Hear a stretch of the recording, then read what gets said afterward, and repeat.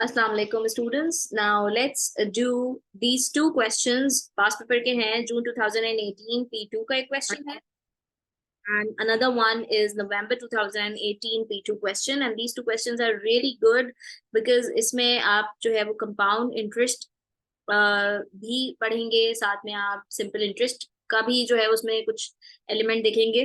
तो पहली बात तो ये है कि आपको ना इस केस के अंदर मैंने स्पेसिफिकली ये क्वेश्चन इसीलिए चूज किया क्योंकि इसके अंदर आपको क्लियरली एग्जामिनर ने मेंशन नहीं किया हुआ कि अकाउंट ए में आप कौन सा वाला इंटरेस्ट यूज करेंगे, आइदर सिंपल और compound.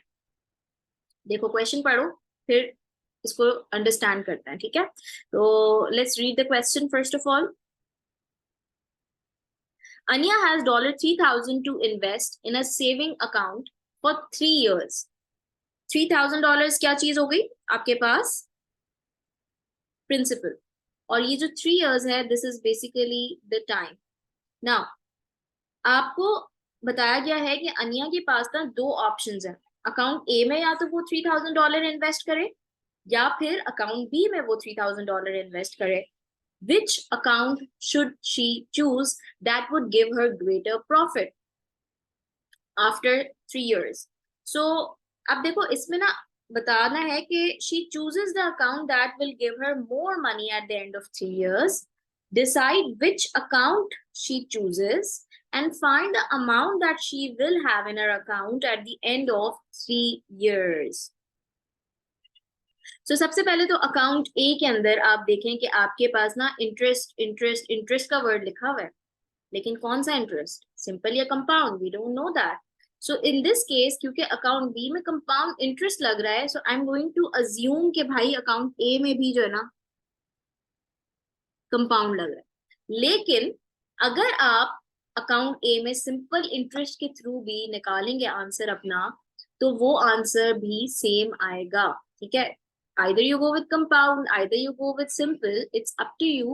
You should get the same answer. सही है, तो मैं कंपाउंड इंटरेस्ट लेकर चल रही हूँ क्योंकि उसमें मुझे directly in the end amount आ जाती है. अगर मैं इंटरेस्ट वाला फॉर्मूला लगाती, सिंपल इंटरेस्ट वाला, तो उसमें पहले मैं इंटरेस्ट निकालती फिर अमाउंट निकालती, तो वो थोड़ा लेंदी हो जाता. सो कंपेरेटिवली मैं इस केस के लिए सजेस्ट करूंगी कि आप लोग भी कंपाउंड फॉलो करो because you ultimately need to find out the amount. ठीक है, जल्दी से वो आ जाती है कंपाउंड के थ्रू. सो हम लोग अकाउंट ए में अगर कंपाउंड इंटरेस्ट का फॉर्मूला लगाते हैं तो कंपाउंड इंटरेस्ट का फॉर्मूला हो जाएगा fair value is equals to principal 1 + r/100 raised to the power n. Now fair value is the amount that we are finding. Principal amount उसने $3,000 इन्वेस्ट किए हैं. 1+ रेट हमारे पास जो है वो पहले साल, देखो पहले साल अकाउंट ए में रेट है 1.1% ओवर 100. और टाइम क्या होगा, क्योंकि पहला साल ही है, एक साल गुजरा है, तो टाइम होगा 1. कैलकुलेट करेंगे, कैलकुलेटर पर आंसर आ जाएगा $3,033. ठीक है, ये हो गया पहले साल का आंसर. ईयर 1 में उसके पास, ईयर 1 के एंड में उसके पास जो अकाउंट में अमाउंट होगी वो होगी 3,033. लेट्स सी अब ईयर 2 में क्या होगा. ईयर 2 में अब ये वाली जो अमाउंट है वो बेसिकली ईयर 2 का प्रिंसिपल बन जाएगा. वाई? बिकॉज ऑब्वियसली जो ईयर 1 के एंड में अकाउंट में जो इसकी अमाउंट होगी वही अमाउंट ईयर 2 में पास ऑन होगी ना, अगले साल वही यूज होगी. अब उस ईयर 2 की जो अमाउंट, जो प्रिंसिपल अमाउंट होगी, उसके ऊपर 1.2% का इंटरेस्ट लगेगा. And it's also written that it's added to the end of year 1 total. तो अब हम यहाँ पर जो ईयर 2 स्टार्ट करेंगे, तो ईयर 2 में ये जो फेयर वैल्यू है वो बेसिकली ईयर 2 का क्या बन जाएगी, प्रिंसिपल. ठीक है, सो यहाँ पर मैं कर रही हूँ fair value is equals to principal is 3,033, 1+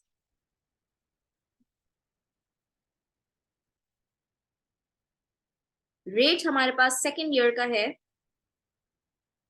1.2%,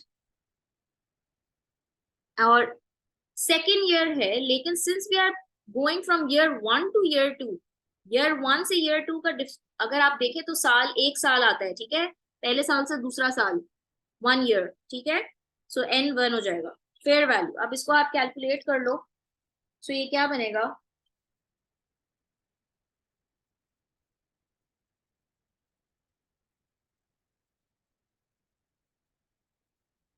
3069.396। बेटा इसको भी राउंड ऑफ ना करना, अभी ये जो है ना आपका क्या है, ये आपकी मिडिल वर्किंग है, ये आपका फाइनल आंसर नहीं है कि आपने इसको 2 डेसिमल प्लेसेस तक राउंड ऑफ कर दिया। नहीं, अभी हमारे पास ईयर 3 भी है, ठीक है। अब जब हम ईयर 3 में मूव करेंगे तो जो ईयर 2 का टोटल होगा, ईयर 2 की जो अमाउंट होगी वो बेसिकली ईयर 3 का क्या बन जाएगा, प्रिंसिपल। सही है, फॉर्मूला सेम है। So fair value is equals to 3069, and then the formula 1 plus rate, तीसरे साल का है 1.4, make sure to change the rate because rate is increasing every year. और फिर इसका जो टाइम है वो क्या होगा, ईयर 2 से ईयर 3, 1 ईयर अगेन। ठीक है, कैलकुलेट करते हैं। Bracket 1 plus 1.4 over 100, and we are getting fair value dollars 3112.367. Now we can round this off to 2 decimal places.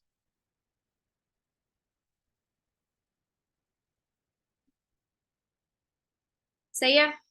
अब जब आप इसने इसको राउंड ऑफ कर लिया तो फिर आपके पास ये जो अमाउंट आई, ये अनिया के अकाउंट में थी, अकाउंट ए की, अनियाज अमाउंट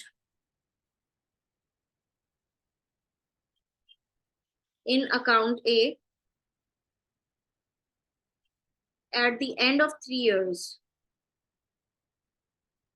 ठीक है, ये अकाउंट ए की बात थी। लेकिन अकाउंट बी में क्या होगा, अकाउंट बी में भी कंपाउंड इंटरेस्ट ही लगेगा, और उसमें बोला हुआ है कि अकाउंट बी में उसने जो शुरू में इन्वेस्ट करा, 3 साल तक वही चीज चलती गई 1.3% पर ईयर पे। तो उसकी अकाउंट बी में क्या अमाउंट होनी चाहिए। सो अकाउंट बी की अगर मैं बात करूं,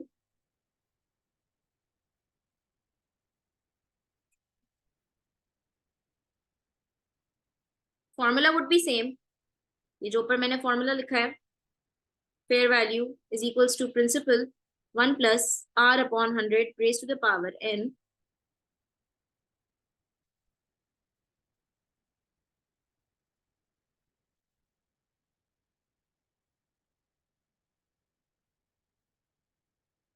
fair value is equals to principal is 3000 in the starting, 1 plus rate है इसका 1.3% per year for a total of 3 years, right? तो n इस केस में क्या होगा, 3।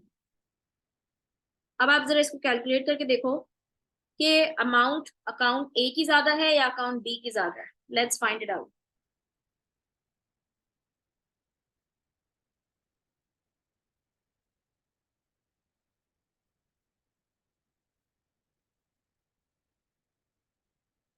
That's giving me $3118.53। ठीक है, आफ्टर राउंडिंग ऑफ मेरे पास अकाउंट बी में ये अमाउंट आ रही है।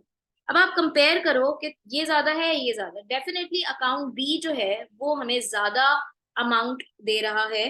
तो हम चूज किसको करेंगे, या सॉरी नॉट हम, अनिया किसको चूज करेगी, Ania will definitely choose account B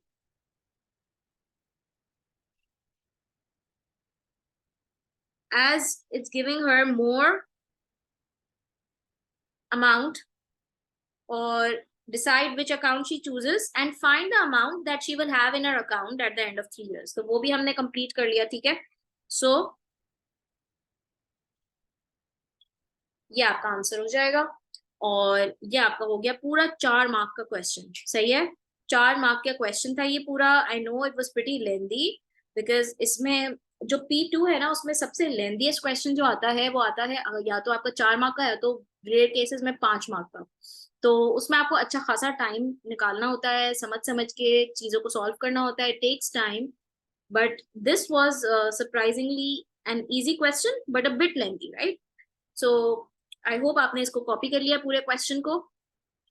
and now let's do another past paper question. वो भी बड़ा अच्छा क्वेश्चन है नवंबर 2018 का, उसमें भी आप एक नई चीज लर्न करेंगे। So let's do another question November 2018। This is the last question जो मैं अब आपको सिंपल एंड कंपाउंड का करवा रही हूँ, ठीक है? आई थिंक हमने अच्छे खासे एग्जाम्पल और प्रैक्टिस क्वेश्चंस किए हैं पिछली क्लासेस में, प्लस हमने पास्ट पेपर्स के भी अच्छे खासे क्वेश्चंस प्रैक्टिस किए हैं और मार्किंग स्कीम की भी डिस्कशन हमने साथ साथ की है, ठीक है? सो कमाल इन्वेस्टेड $1200 इन अ savings account paying 1.8% per year compound interest. ये कंपाउंड इंटरेस्ट का क्वेश्चन है, इन्वेस्टेड है, इसका मतलब ये क्या हो गया बेटा? प्रिंसिपल, ठीक है? ये हो गया प्रिंसिपल। और ये है आपके पास रेट। आपको बोला हुआ है ही left the money in the account for 5 years, so this is the time. Calculate the amount of money in the account at the end of 5 years, यानी कि फेयर वैल्यू पूछी है आपसे, question mark fair value. Give your answer to the nearest cent. Nearest cent का मतलब होता है nearest to decimal places, ठीक है? नियरेस्ट सेंट का मतलब होता है कि आपको नियरेस्ट टू डेसिमल प्लेसेस तक देना है। अगर एग्जामिनर आपसे कहता कि भाई नियरेस्ट करेंसी बताओ, नियरेस्ट करेंसी आपने आंसर देना है, तो इसका मतलब क्या होता है नियरेस्ट करेंसी का? कभी कभार ऐसे भी क्वेश्चंस आएंगे जिसमें वो आपसे कहेगा नियरेस्ट करेंसी बताएं। सो नियरेस्ट करेंसी का अगर वर्ड यूज हो तो आपको नियरेस्ट होल नंबर में आंसर देना है, ठीक है? राउंड ऑफ करना है to the nearest whole number. ये बात याद रखना, सही है? नोट बना लो। नियरेस्ट करेंसी का मतलब है, क्योंकि ये बहुत इंपॉर्टेंट चीज होती है, जो जो रिक्वायरमेंट है ना, अगर आप उसको लाइटली ले लोगे तो एग्जामिनर आपको मार्क्स देने में कंजूसी करेगा, सही है ना? And we don't want that seriously. तो जो बोला हुआ है ध्यान से पढ़ के उस पर इम्प्लीमेंट करना है, ठीक है? अब यहाँ पर आपको कंपाउंड इंटरेस्ट का वर्ड यूज किया हुआ है, आपने निकालनी है अमाउंट। कितने मार्क का है बेटा? 3 मार्क का क्वेश्चन है, सही है ना? तो आ जाओ इसको सॉल्व करते हैं कंपाउंड इंटरेस्ट के फॉर्मूला से। Fair value is equals to principal 1 plus r over 100 raised to the power n. Fair value is unknown. Principal is 1200. 1 plus rate हमारे पास यहाँ पर दिया हुआ है 1.8 और टाइम हमारे पास दिया हुआ है 5 साल। कैलकुलेट करके बताओ कि क्या आंसर आ रहा है जी। Okay, so that's what I am getting. मैंने यहाँ पर पूरा नंबर इसलिए लिखा so that I can show you how you have to round off to 2 decimal places. 2 decimal places तक राउंड ऑफ करने के लिए सर्कलिंग एंड अंडरलाइनिंग वाली चीज जो मैंने जब सिग्निफिकेंट और एस्टिमेशन वाला टॉपिक पढ़ाया था तो उसमें मैंने बहुत डिटेल में भी समझाया था। मैं एक दफा दोबारा रिवाइज करवा रही हूँ। सर्कलिंग एंड अंडरलाइनिंग हमेशा कब यूज होता है? ये टेक्निक कब यूज होती है? सर्कल एंड अंडरलाइन, ये टेक्निक आपकी यूज होती है जब आपको राउंडिंग ऑफ करनी है, ठीक है? राउंडिंग ऑफ करनी है, राउंडिंग ऑफ टेक्निक है ये, ठीक है? Round of technique.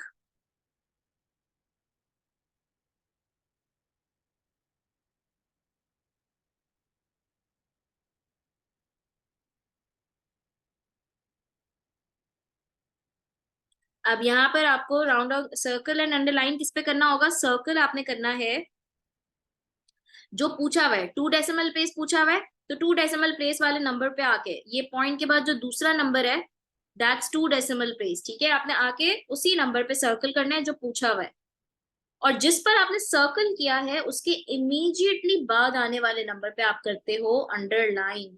So underline यहाँ पे। Now underline number is the जज। अगर आपका अंडरलाइन नंबर ग्रेटर देन 5 है या इक्वल टू 5 है, so you add 1 to the circled number. In this case, since we have the underlying number greater than 5, so I'll add 1 to the circled number, and this would become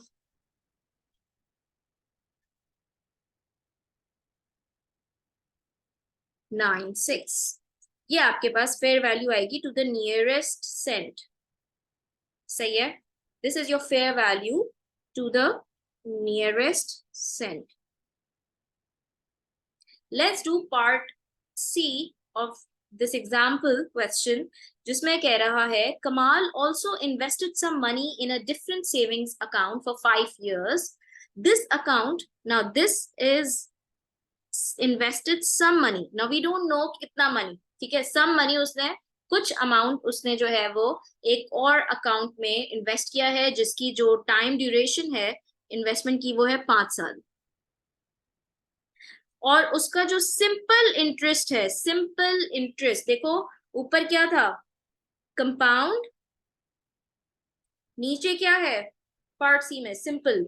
simple compound combined question, जब combine आता है एक part में simple दूसरे part में compound, that's always a P2 question, ठीक है।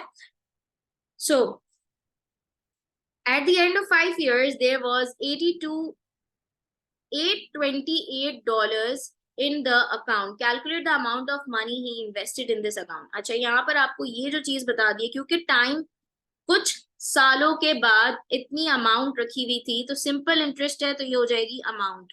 सही है, सिंपल इंटरेस्ट का क्वेश्चन है तो वोकैबुलरी हमारी यूज होगी अमाउंट। $828.75 आपके पास अमाउंट है, टाइम आपके पास 5 साल है।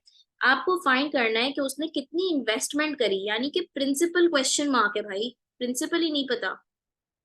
अच्छा, ये 3 मार्क का क्वेश्चन है। अच्छा, इसमें सिंपल इंटरेस्ट है। चलो अगर मैं स्टार्ट करती हूँ, थोड़ा सा सोचो, अगर मैं स्टार्ट करती हूँ ये क्वेश्चन इंटरेस्ट के फॉर्मूला से, PRT/100, सही है।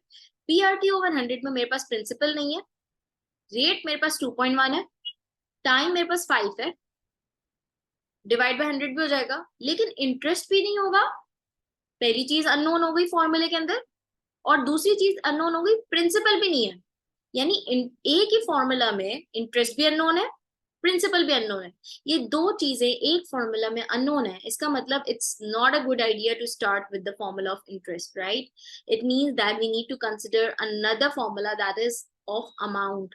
अमाउंट का फॉर्मूला यहाँ पर आएगा which is principal plus interest. अच्छा, अब इसमें देखो, इसमें भी आप सोचेंगे, इसमें भी आप सोचेंगे कि मिस इसमें भी तो हमें प्रिंसिपल नहीं पता, हमें इंटरेस्ट नहीं पता, तो हम क्या करें है ना। इसमें भी तो एक ही फॉर्मूला में बेटा दो अननोन हो गए ना, एक ही फॉर्मूला में तो दो अननोन हो गए। So why are we starting with amount का फॉर्मूला देन। देखो, अमाउंट का फॉर्मूला लगाने का मकसद ये है कि आप अमाउंट की जगह 828.75 लिखोगे, प्रिंसिपल की जगह तो P लिखेंगे because we are finding that. लेकिन एक काम ये भी तो हो सकता है कि इंटरेस्ट की जगह पर मैं सब्सटीट्यूट कर दूं इंटरेस्ट का फॉर्मूला। इंटरेस्ट किसके बराबर होता है, PRT/100 के बराबर होता है ना। तो अगर मैं ये वाली चीज इंटरेस्ट की जगह पर लिख दूं, यही तो चीज है, तो ये जो पूरी इक्वेशन बन जाएगी ना मेरी, ये P के टर्म्स में बन जाएगी। My whole equation will come in terms of P, and then I can easily find out P, which is the principal that I have to find, है ना। So I am going to write down PRT/100. Now in this case my entire equation is converted into terms of P. Now what do I do next? Simply plug in the values of R and T over here. 828.75 is equals to P plus P. Rate क्या दिया हुआ है 2.1, time दिया हुआ है 5, divide by 100. So this is 828.75 equals to principal plus 2.1 into 5 is giving me 10.5 P, divide by 100. Now let's take out LCM. LCM निकालते हैं। 828.75 is equals to, ये हो जाएगा 100p प्लस 10.5p। ये पता है ना 100p कैसे आया, 100p इस तरह से है कि यहाँ p के नीचे कुछ भी नहीं है। मैथ्स में जिसके कोई भी नहीं होता उसको कौन होता है, 1 होता है, ठीक है। अब 1 और 100 का एलसीएम हमने लिया 100। अब 1 को 1 के टेबल में 100 कब आएगा, 100 So that's why I multiplied this P by 100 and 100 multiplied by P is 100P. ठीक है. Now cross multiply. Cross multiply. So ये वहां जाके multiply होगा and this would become 828.75 is equals to, multiply करने के बाद मैंने डायरेक्ट ये रिजल्ट लिख दिया है. ठीक है. मल्टीप्लाई करने के बाद ये डायरेक्ट रिजल्ट लिख दिया है. अच्छा यहाँ पर ऐड कर सकते हैं ना 100p में जब मैं 10.5 ऐड करूंगी तो ये हो जाएगा 110.5p and now let's just divide 828.75 divided by 110.5 would give me p which is $750. सही है. So हमने किस तरह से निकाला इस क्वेश्चन के अंदर $750. सबसे पहले हमने अमाउंट लिया. अमाउंट के फॉर्मूला में हमने प्रिंसिपल p लिखा. i की जगह पर हमने PRT over 100 का फॉर्मूला डाला एंड देन हमने इसको सिंपली सॉल्व किया. रेट और टाइम की वैल्यूज पुट करी, एलसीएम निकाला, क्रॉस मल्टीप्लाई किया, प्रिंसिपल को सब्जेक्ट बना लिया. सो हमारे पास $750 आंसर आ गया. ठीक है. और दूसरी बात यह है कि इसकी जो मार्किंग स्कीम है इसके भी जरा से आंसर हम चेक कर लेते हैं. जो हमारे पास ये वैल्यू आई है 1311.96. ठीक है. इसके आगे लिखा हुआ है CAO. CAO लिखा हुआ है, इसका मतलब होता है करेक्ट आंसर ओनली. सही है. Correct answer only. सो ये बेसिकली इसलिए लिखा हुआ है कि इसमें ना देखो आपको हमेशा जो इसकी रिक्वायरमेंट थी नियरेस्ट सेंट की, पार्ट 1 में बात कर रही हूँ, नियरेस्ट सेंट की रिक्वायरमेंट थी. मैंने कहा ना कि जो रिक्वायरमेंट है उसी के हिसाब से हमें अपना क्वेश्चन में आंसर देना होता है. हम अपनी मर्जी से राउंडिंग ऑफ में मसले यहाँ पे नहीं कर सकते. इसीलिए मैंने आपको पूरा राउंडिंग ऑफ वाली चीज एक्सप्लेन करी. यहाँ पे सर्कल अंडरलाइन वाला रूल रिवाइज करवाया. तो यहाँ पे CAO देखो उसने कितना क्लियर लिखा है कि सिर्फ करेक्ट आंसर लिखना है. अपनी मर्जी से होशियारी नहीं झाड़नी. 3 डेसिमल प्लेस 4 डेसिमल प्लेस तक नहीं लिखकर आ जाना या होल नंबर में आंसर देकर नहीं आ जाना until and unless स्पेसिफाइड ना हो. तो यहाँ क्लियर उसने लिखा है कि भाई जो रिक्वायरमेंट है उसी को चुपचाप फॉलो करके लिख कर आओ और शो करो. ठीक है. तो वही चीज हमें करनी है एग्जैक्टली. तभी आप मार्क गेन करोगे. ठीक है. आपको 3 मार्क्स जो मिल रहे हैं वो इसी चीज के मिल रहे हैं if you have given the correct answer only. Okay. और ये जो M2 और M1 बेसिकली लिखा हुआ है, ये M2 M1 these are the method marks. ठीक है. 2 मार्क्स फॉर द मेथड. ठीक है. 2 marks for this method. Let me see मेरा जो मेथड है एग्जैक्टली मुझे यहाँ पर जो है वो एग्जामिनर 2 मार्क्स अवॉर्ड करेगा. ठीक है. बिकॉज एग्जैक्टली यही मेथड है. और फिर फाइनल आंसर का 1 mark. So total 3 marks. Okay. And then अगर हम part C की बात करें, so we have got $750 and it's also of 3 marks. So let's see marking scheme में क्या वो है. 750 लिखा हुआ है. ठीक है. Our answer is absolutely correct. And 3 marks. 2 marks for the method. ठीक है. अच्छा. 2 marks for the method. Seen or implied. Okay. So method marks वही है कि आपको 2 method marks मिल रहे हैं और 1 mark for the final answer. सही है.